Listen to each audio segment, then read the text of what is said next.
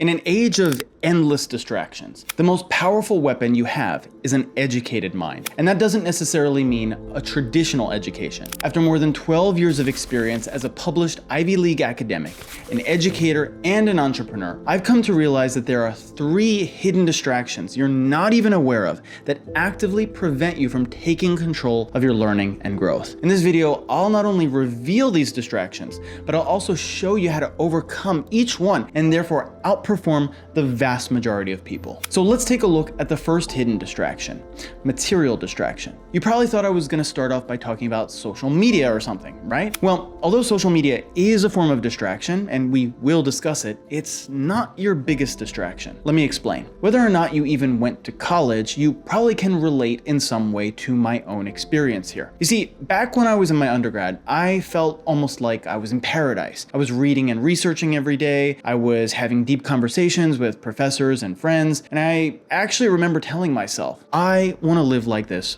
forever. But at the same time, there was also the painful reality. I had taken out huge student loans to finance my education, and so in some sense, I couldn't afford to think of my education as a means to my personal improvement, to my intellectual development, or to my personal satisfaction. No, my education had to be practical. In fact, if I ever wanted to pay my loans back, translating all my educational efforts into financial returns had to be the priority. But is there even anything wrong with this in the first place? Well, let's consider the role of education, and importantly, self-education in the ancient world. Philosophers such as Aristotle, Confucius, and Al-Farabi viewed education as a form of personal development. Sure, it had practical benefits, but education was seen in a very real sense as a good in itself. Fast forward to the 1830s or so in the Western world, and especially in the United States, and a massive reform movement was rapidly taking place, not only in education, but also in prison reform and mental health reform. This movement, headed by such British thinkers as Jeremy Bentham and such American thinkers as Lewis Dwight, was called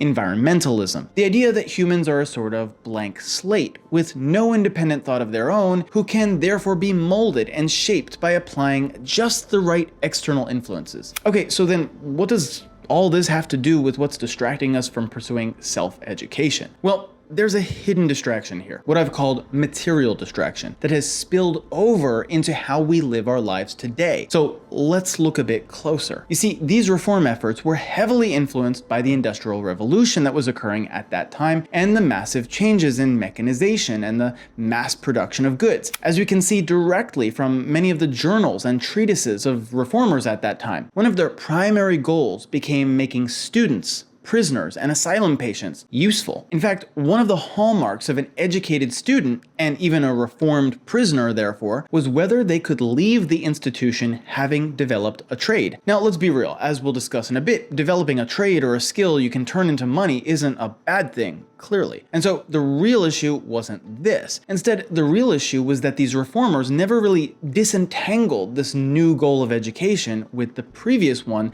set out by those ancient thinkers we mentioned before. Whereas before, education was for self-improvement and for wisdom in itself, now the purpose of education simultaneously became excellence and wisdom, as well as for the purpose of training you how to become a good, obedient worker. And can you see how these could possibly come in conflict with each other? Well, my student loan example is one good example, but think about your own situation. Isn't it true that you have so much on your mind already, between bills, family obligations, work stress, and so on, that it feels like there's so little time or energy left over for self-education, that is, education and intellectual enrichment for its own sake? Well, this conflict is pretty much the same conflict we all experience at some point. The conflict between developing knowledge that is purely theoretical yet deeply fulfilling, and developing knowledge that is purely practical or income generating, but which isn't necessarily as spiritually rewarding. But then, how do we resolve this tension? How do we engage in self-education despite this massive distraction? Well, in order to answer that question, we next have to understand our second form of distraction, digital distraction.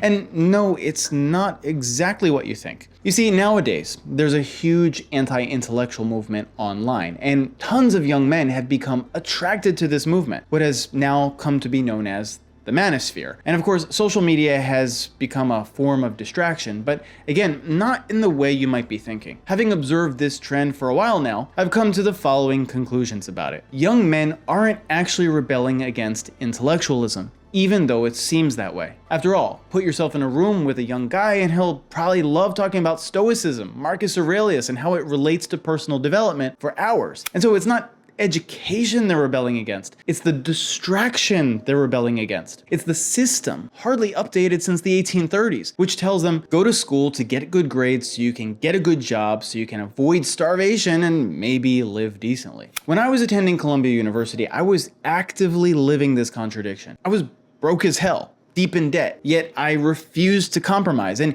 even published my first 300+ page academic text. But I soon realized I couldn't resist the economic reality much longer. And that's when I slowly transitioned my mindset from becoming purely an academic to becoming an entrepreneur. Now, when I started my first business, I was terrible at it, but I was committed. After all, the dream I was chasing was the life I had envisioned back in college when, if you recall, I told myself, I want to live this way forever as a full-time intellectual. Now, I want to be clear. Entrepreneurship isn't the pathway for everyone. And I'm not implying something like, oh, you have to be an entrepreneur or else you're a loser. Nothing like that. But running businesses became the pathway for me, partially as a result of my deep dive into self-help and personal improvement. And looking back, I see the attraction, especially for young men. Self-help books fill a gap where traditional education miserably fails. And it's sort of a really interesting paradox. Traditional education sends you mixed messages. Go to school to pursue excellence and wisdom, but actually, yeah, you have to make sure you study whatever gets you a job. Whereas self-education is largely crystal clear in its messaging. Read self-help so you can become wealthy and successful. There's no mixed message here. There's no conflict. There's no apparent contradiction. However, it doesn't mean educating yourself with self-help is immune to its own problems. Far from it. In fact, self-help is surrounded by its own distractions, and those come in the form of social media. The entire world of self-help is secretly shaped by online influencers. Here's some guru on TikTok giving you advice, telling you how to invest or start a business or become successful, and ultimately tell you what to do. Without you even realizing it, they are defining success for you. Success looks like what they do. It looks like living their life. It looks like having what they have. The philosopher Martin Heidegger called this idea das Mann, literally translated as the man. Unconsciously, you're always being told how to be like the man, or the standard of life that's been unconsciously dictated to you, that you feel you must conform to and follow because it's what everyone seems to be doing. You must have what Das Man has. You must have the Maserati and the beautiful wife and the 5 houses because that's what Das Man has. That's how Das Man lives. And so now, are you starting to see it? Are you starting to see what both the material distractions and the digital distractions we've discussed have in common? Well, they both involve different distractions, different obstacles to your self-education. But what these distractions have in common is this. In both cases, each type of distraction prevents you from thinking independently. Instead of teaching you how to think, they teach you what to think. Instead of teaching you how to reflect on your values, they impose a value system upon you. And so here's the thing. We need intellectual education. That's not the enemy. And we also need practical education, education that's gonna help us make money and live a good life. And so the real enemy then is a lack of critical thinking. And the solution in each case is to develop your critical thinking, regardless of how you're currently educating yourself. But if critical thinking is truly the key to breaking out of all these distractions, from social media trends that seek to influence us, to the mixed messages we get from the academic world, to the latest labubu or whatever, then how do we develop our critical thinking? Well, the most important way to do this is to focus on a form of self-education that goes beyond intellectual or practical self-education, a form of self-education that has largely been lost in our society, and that is normative self-education. You see, my academic background is in a field called value theory, which studies normativity. But what exactly is this? And how does this form of critical thinking help us break through all our distractions and even outperform the vast majority of people? Well, you see, what both the material and digital distractions have in common is that they are doing what is called moralizing to you. In other words, they're forcing you, without you even realizing it, to accept a set of values as self-evident, as unquestionable. But as the philosopher Nietzsche rightly asserted, it's up to us to determine our own values. It's up to us to question them. It's up to us to reflect upon them. And if necessary, it's up to us to take a hammer to the value system being dictated to us. And so it would be pretty ironic if I now gave you some specific rules or principles to follow whenever you're faced with the question of what you should learn, what you should study, what you should focus on, and how, right? I mean, then I would just be moralizing to you, right? So instead, the most effective tool I can give you is a series of questions you should constantly be asking yourself. Namely, what is the purpose of my self-education? Why am I pursuing it? What is the most important skill or field I need to learn right now? And what should I schedule to learn for later? And finally, what is the role of knowledge and wisdom in my own life? You see, after I gained a fair degree of success in my first business and then went on to pursue my second business running a highly profitable academic test prep agency, I started to realize myself was becoming das Man. I was following the path the self-help industry told me to follow. And for once, I had gone from completely broke and almost homeless to financially successful in the span of a few years. But then why didn't I feel successful? Why didn't I feel fulfilled in life? Simply put, because I had never stopped to think about what success means and simply adopted the definitions all those self-help influencers told me to adopt. And so, although you might feel like critically analyzing the definition of success and value and morality are simply abstract exercises in philosophical thought and not themselves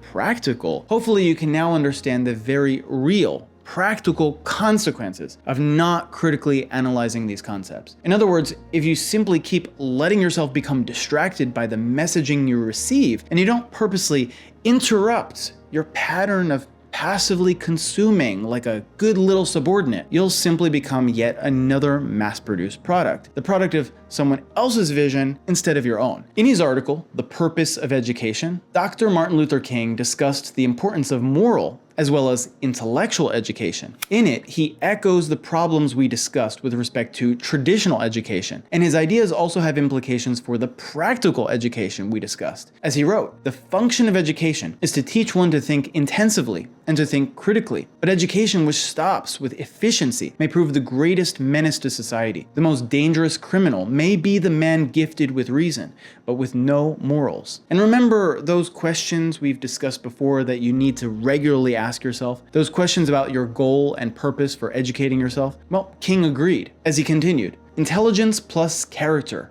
That is the goal of true education. The complete education gives one not only power of concentration, but worthy objectives upon which to concentrate. And so the truth is, I don't have some magical power to give you the advice that's gonna change your life, free you from distractions, and allow you to educate yourself in the way that will enrich your life.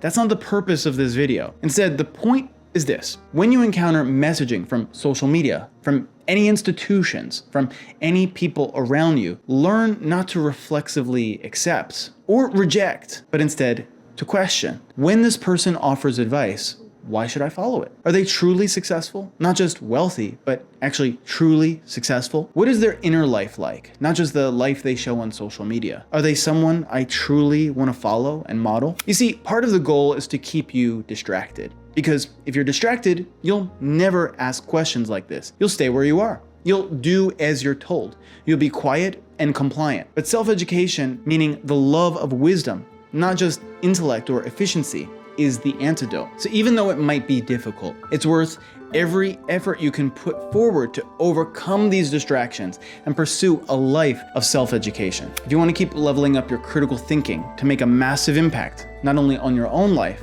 but also on the lives of countless others, then be sure to watch this next video.